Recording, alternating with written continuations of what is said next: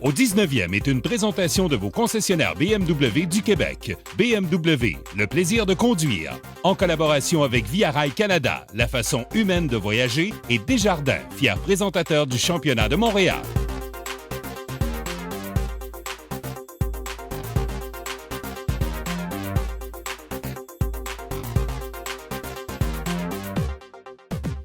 Bonjour mesdames, messieurs, ici Michel Lacroix qui vous souhaite la bienvenue à l'émission Au 19e. Cette semaine, en compagnie de la championne, nous célébrons le 40e anniversaire de la victoire de Jocelyne Bourassa dans le cadre de la classique La Canadienne, un événement unique dans l'histoire du golf au Canada. Parlant de Canada, en compagnie des joueurs vedettes du circuit PGA Tour, nous allons jeter un coup d'œil sur le circuit canadien de golf, un des meilleurs circuits de développement qui est maintenant sous la tutelle du PGA Tour. Et également une rencontre fort intéressante en compagnie de la vedette internationale Nicolas Colcerts. On va notamment aborder ses longs coups de départ, sa participation au tournoi des maîtres et également à la Coupe Ryder. Tout ça et plus encore cette semaine au 19e. On célèbre le 40e anniversaire de la victoire de Jocelyne Bourassa dans le cadre de la classique La Canadienne, un des grands moments de l'histoire du golf canadien.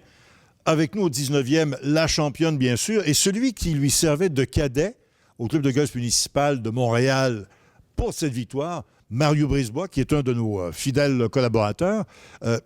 Jocelyne, on parle de cette victoire de 1973, mais les saisons antérieures t'avaient préparé à arriver en 73 dans une belle forme pour ce championnat-là.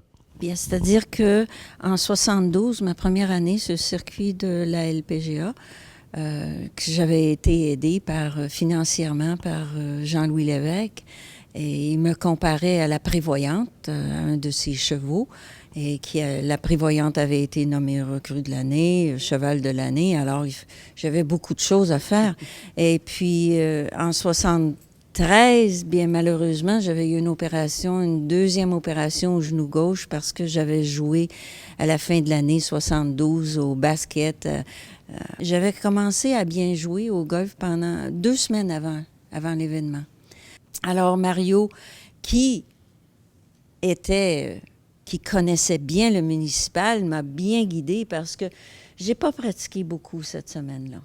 Mais dis-moi, tu arrives au terme des trous réglementaires et il te faut réaliser un roulé important pour accéder à la prolongation. Oui, apparemment, c'était un roulé.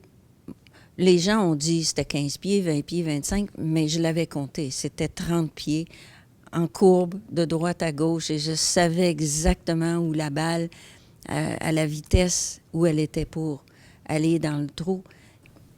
On s'est retrouvés à 3 filles en prolongation. Mario, est-ce qu'elle était... Pas n'importe qui, il faut le non, mentionner. Julie Rankin. Et Sandra Haney, qui était soit 1 ou 2. Bon, ça changeait à toutes les scènes à l'époque, mais c'était les 2 meilleurs du circuit de la LPGA. Et ça, c'est absolument remarquable. Et on a parlé de la victoire de Jacques Villeneuve, Gilles Villeneuve au Grand Prix de Montréal. Mais celle de Jocelyne, ça a la même valeur. Et ce qui est très, très important, les gens me posent la question, et avec le recul, bon, c'est sûr que c'est un grand exploit sportif, mais aussi au niveau sociologique, et je m'explique là-dessus. À l'époque, le sport féminin, ça n'existait pas au Québec, particulièrement on disait les Canadiennes françaises à cette époque-là. Et il n'y en avait pas. Mais par la suite, la victoire de Jocelyne a donné un élan absolument considérable. On a eu Jacqueline Garreau, les Sylvie Daigle, Fréchette, on peut les nommer. Toutes les athlètes qui ont soit remporté des médailles d'or olympiques ou aux championnats du monde. Moi, le moment privilégié, la victoire, bien sûr, au plan sportif, mais d'avoir pu être témoin de cette ouverture-là qui a été créée pour les femmes, bien, je serais éternellement reconnaissant envers Jocelyne. On m'a demandé, mais qu'est-ce que tu as fait depuis? Et puis, qu'est-ce que tu as fait il y a 40 ans? Et il y a 40 ans, je ne me rappelais plus. Mais heureusement, Jacques Barrette et Denis Brodeur avaient pris des photos et Jacques Barrette avait écrit le livre « Vive la Canadienne », de sorte que j'ai pu me rappeler de ce qui s'était passé. Le golf, le sport, c'est quelque chose, mais il faut aller plus haut. Il faut bien souvent avoir un hobby qui devienne notre 2e carrière ou notre 3e carrière. Et puis, parce que le circuit de la LPGA, ce n'est pas un circuit facile. Surtout aujourd'hui où il y a des tournois partout dans le monde. Et c'est une vie de nomade. C'est une vie d'itinérante. En tout cas, on est bien fiers que tu sois demeuré chez nous et on vous souhaite à tous les deux Un joyeux 40e anniversaire. On s'est jamais disputé à part ça, je pense. Tu vois, même pas de 40 ans, chicane. ça mérite d'être inscrit, ça. Bravo tous les deux. Merci. Le légendaire Arnold Palmer a été un des premiers golfeurs à véritablement diversifier ses intérêts. On connaît bien sûr sa passion pour le golf et aussi pour l'aviation. Il a éventuellement acheté un parcours où son père a été surintendant puis professionnel. Voici notre question piège. De quel parcours s'agit-il? Voici nos choix de réponse. A. Bay Hill. B. Latrobe Country Club. C. Oakmont Country Club. La réponse au retour de la pause.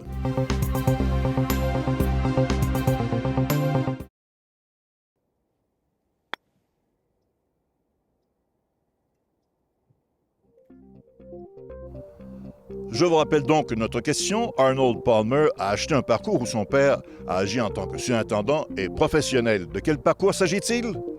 Le Latrobe Country Club. C'est un terrain qui est situé en Pennsylvanie et Arnold Palmer l'a acheté en 1971. Son père y a travaillé comme surintendant en 1926 et a agi à titre de professionnel sur ce même parcours à compter de 1931. Le circuit canadien est dorénavant sous la juridiction du PGA Tour. Avant de se rendre sur le grand circuit, plusieurs joueurs ont évolué sur ce circuit satellite considéré comme l'une des meilleures ligues de développement qui soit. Comme en font foi d'ailleurs ces commentaires de plusieurs joueurs qui ont gardé de très bons souvenirs de leur passage au circuit canadien. Yeah, you know, the Canadian Tour, as it was called then, it was run very professionally right from the very beginning. So when I turned pro, coming out of school, there was an option to go play some of these mini tours in Florida or Arizona, or to do the Canadian Tour. And obviously being from Canada, that was a pretty easy decision to come to Canada. But in hindsight, you know, it was really a good decision because the events were run 4 rounds with caddies, with cuts, with spectator ropes and leaderboards. And, you know, it was run just like the tour events are on the web.com or PGA Tour, obviously on a little bit different scale. But to me, you know, it was a professional golf experience as close as you could get for a mini tour environment. And, you know, I never really looked at the Canadian Tour as a mini tour. I always felt like it was, you know, just a professional tour that was just a little bit below, you know, that level of the web.com. So it was, you know, it was run very well.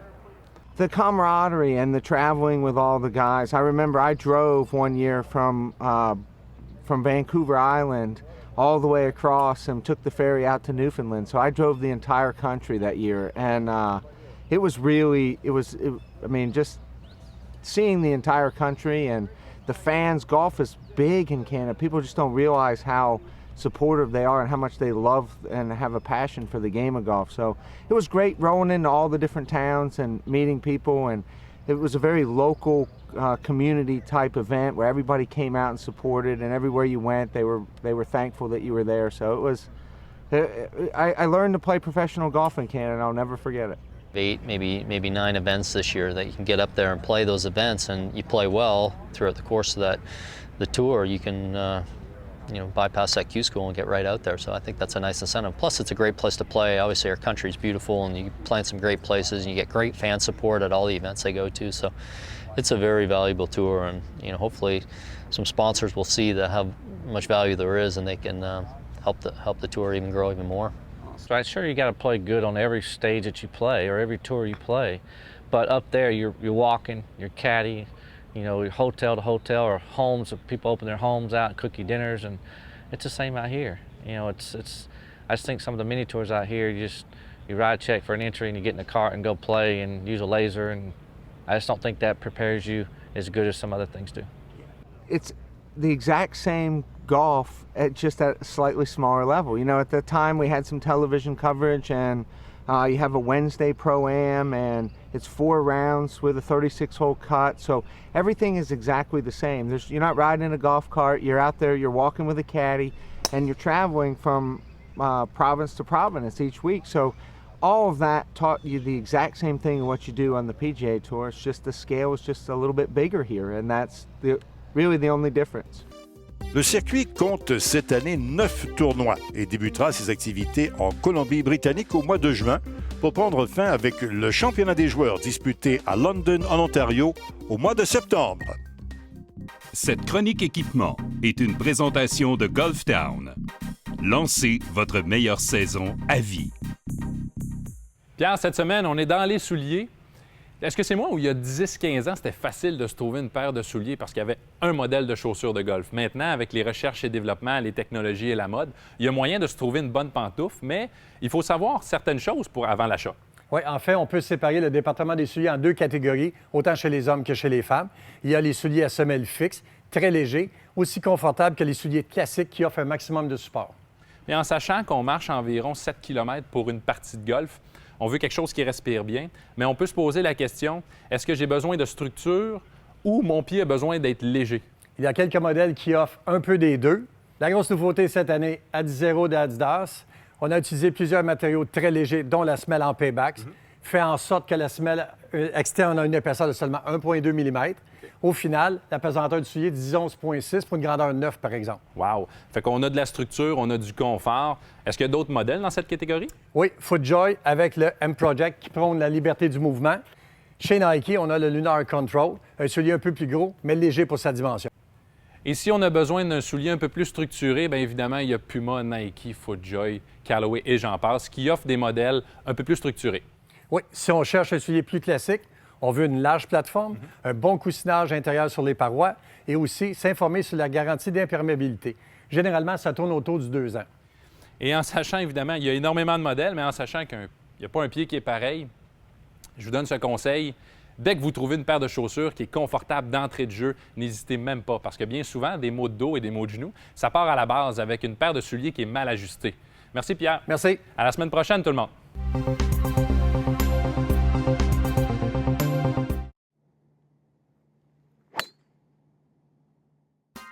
Suivez la règle. Une présentation de Desjardins, fier présentateur du championnat de Montréal. Claude, j'ai placé 2 balles dans le milieu du sentier pour bien démontrer le point d'allègement le plus près. Toi, tu es gaucher, moi, je suis droitier. Décris-nous ça. Bien, exactement. Alors, on ne touche pas à la balle lorsqu'elle est dans le sentier. On doit procéder comme suit.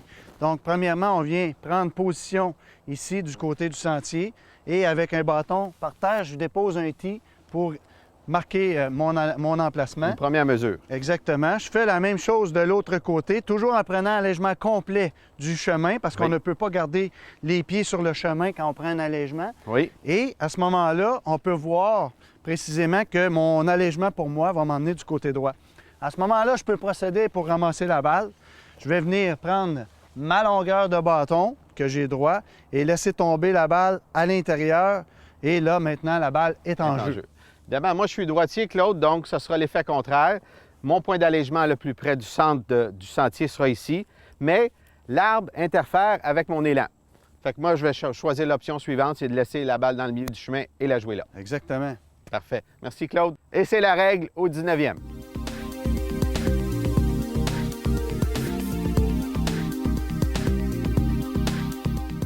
La Ryder Cup, c'est... Bon, tout le monde sait que c'est un événement unique.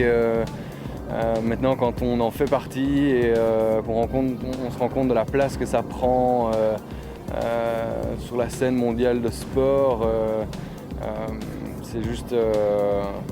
c'est presque même... ça fait même peur par moments, mais c'est un événement... c'est tellement difficile à expliquer ce qui se passe à l'intérieur de vous quand vous jouez la Ryder Cup, mais c'est de loin, moi, la plus grosse expérience de ma carrière jusqu'à maintenant.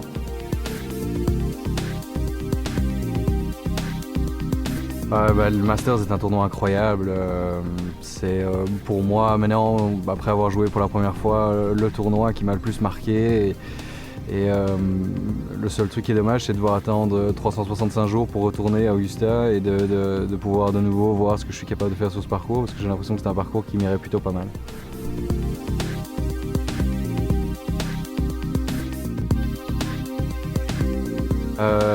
Oui, clairement, il y a certains trous. Évidemment, la longueur permet aux longs joueurs d'avoir des coups vachement plus courts sur certains trous. Les par 5 sont évidemment beaucoup plus courts à jouer pour les longs joueurs.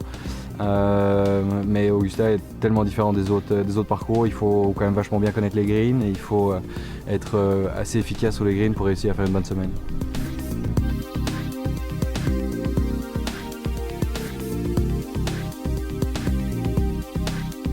Et en fait, c'est assez marrant parce que chaque fois que j'étais joué en majeur pour la première fois, je me suis un petit peu fait avoir. J'avais pas vraiment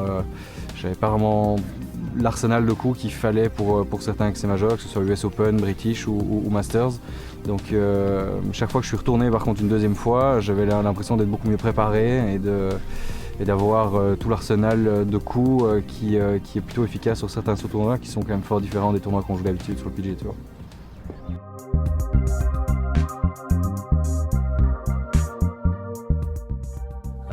Bonne question. Carnoustie, probablement. Jouer le British amateur il y a déjà 25 ou 30 ans de ça, j'imagine. Bay Hill. Bay Hill? Ouais. Les lacs, la beauté du terrain, la qualité du parcours, la qualité de l'environnement, le prestige du parcours aussi, ça a une grande influence. Moi, je pense que le terrain de golf, bien souvent, si on joue en Europe, on n'a pas du tout les mêmes conditions qu'on retrouve aux États-Unis. Hein? Donc, c'est difficile de comparer sur le côté qualité de gazon, ces choses-là. Mais comme paysage, un qui me frappe, là, Vallée de Lobo au Portugal, là, a été probablement un des terrains les plus scéniques là, que j'ai eu l'occasion de jouer. En Georgie, j'avais joué à Hamilton Mill, qui avait été dessiné par Coppell. Ça, c'était à couper le souffle. J'en ai joué cet hiver en Floride avec Jérôme Blais, le Fox Club, qui était surtout par son entretien absolument parfait. Il y a beaucoup de façons d'être un beau terrain, finalement. En Arizona, Boulders. Extraordinaire, fantastique, merveilleux. À couper le souffle. Au terrain d'exercice, vous est présenté par Cobra Puma Golf. Le shank. Pourquoi est-il si contagieux? On va faire la lumière sur un problème beaucoup plus simple que vous ne le croyez. Par définition, un shank signale simplement que la tige a pris la place de la face de bâton à l'impact. On va se mettre dans la peau d'une personne qui vient d'effectuer un shank. Alors, le bâton vibre, la balle part directement à droite, très basse. Première analyse, la balle a été frappée sur le bout. Réflexe musculaire, on avance les mains au niveau de l'impact. On tombe dans le même cercle vicieux. Comme je l'ai mentionné, il s'agit simplement qu'à l'impact, le bâton a avancé. Maintenant, c'est important de savoir qu'est-ce qui en était la cause. Est-ce que c'est votre posture? Est-ce que c'est votre transfert de poids? Ou est-ce que c'est votre plan d'élan? Le premier exercice permet de savoir si le problème a été votre posture. Avec une balle au sol, élancez-vous et frôlez le gazon situé à l'intérieur de la balle. Puis, complétez votre élan. Si vos mains ou vos bras accrochent votre corps, vous êtes définitivement trop près de la balle. Sachez que vous devriez toujours avoir environ une main de distance entre vos cuisses et le bout de votre poignet. Le deuxième exercice permet de vérifier si le problème est plutôt votre transfert de poids. En prenant votre position initiale, vous allez simplement soulever vos orteils dans vos souliers, puis effectuer un coup de golf. Si vous avez de la difficulté à rester en contrôle ou à frapper la balle adéquatement, le bout de vos pieds sont alors beaucoup trop sollicités durant votre élan. Pour bien centraliser votre équilibre, frappez les balles en levant vos orteils ou en plaçant une tige sous le bout de vos pieds. Le but ici est d'appliquer un minimum de pression sur la tige. En terminant, je vous donne 2 exercices afin de travailler votre plan d'élan pour éviter le shank. Premier exercice, vous allez placer 2 balles, une en face de l'autre. Vous allez placer votre bâton à la plus éloignée et attaquer la première à l'intérieur. Ce qu'on veut, c'est simplement favoriser une attaque à la balle qui provient de l'intérieur. Le deuxième exercice, vous allez placer 2 tees, un de chaque côté de la balle. Vous allez frapper la balle en tentant d'accrocher le tee à l'intérieur.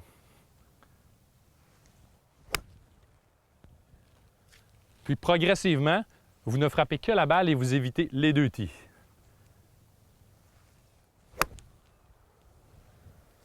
Plus de secret pour le shank. Bon golf!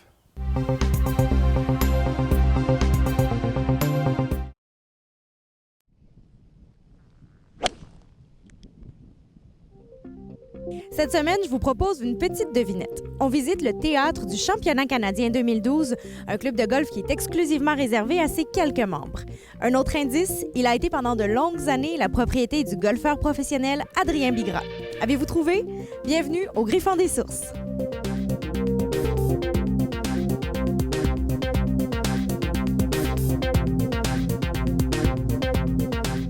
En 1977, je suis arrivé.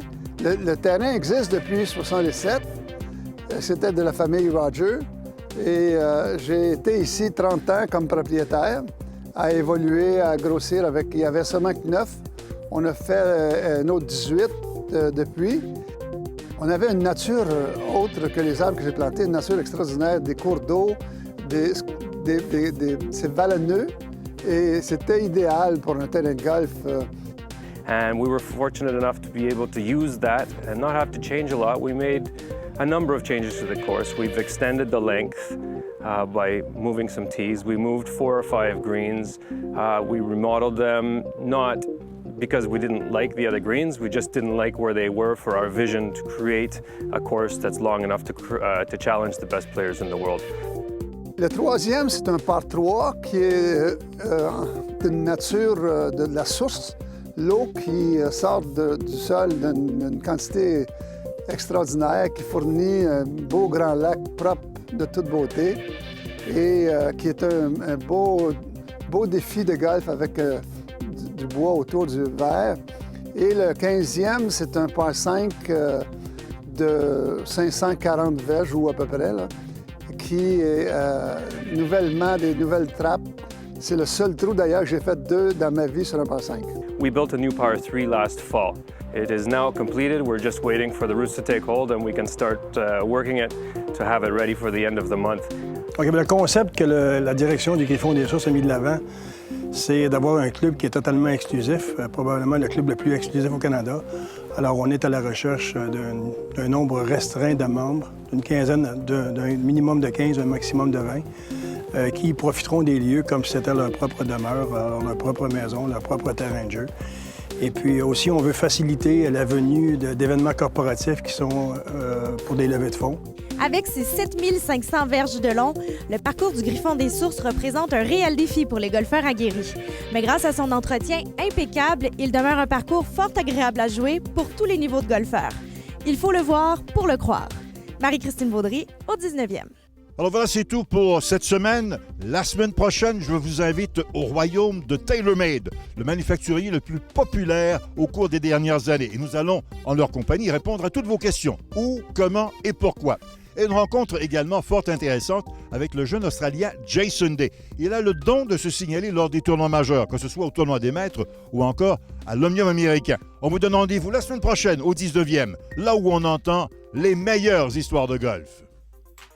Au 19e, vous a été présenté par vos concessionnaires BMW du Québec. BMW, le plaisir de conduire. En collaboration avec Via Rail Canada, la façon humaine de voyager. Et Desjardins, fier présentateur du Championnat de Montréal.